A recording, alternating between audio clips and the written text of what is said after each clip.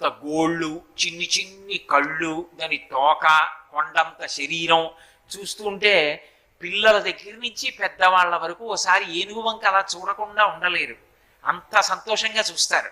అందుకే విఘ్నేశ్వరుడి దగ్గరికి వెళ్ళారనుకోండి, మీరు మనసు ఆయన దగ్గర పెట్టక్కర్లేదు, ఆయన మీ మనసు లాగేస్తాడు, ఏనుగు ముఖం ఉన్నవాడు కాబట్టి. మన మనసు ఆయన దగ్గర పెట్టడం అంటే అంత తేలికైన విషయమా? అది ఎప్పుడూ తిరుగుతూ ఉంటుంది మనసు.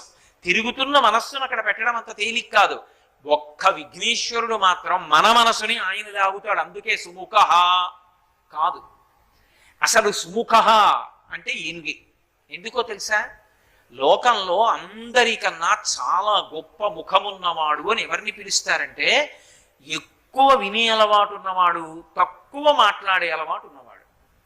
ఆయన ఎక్కువ వింటాడు, తక్కువ మాట్లాడతాడు. తక్కువ మాట్లాడడంలో కూడా ఏం చేస్తాడు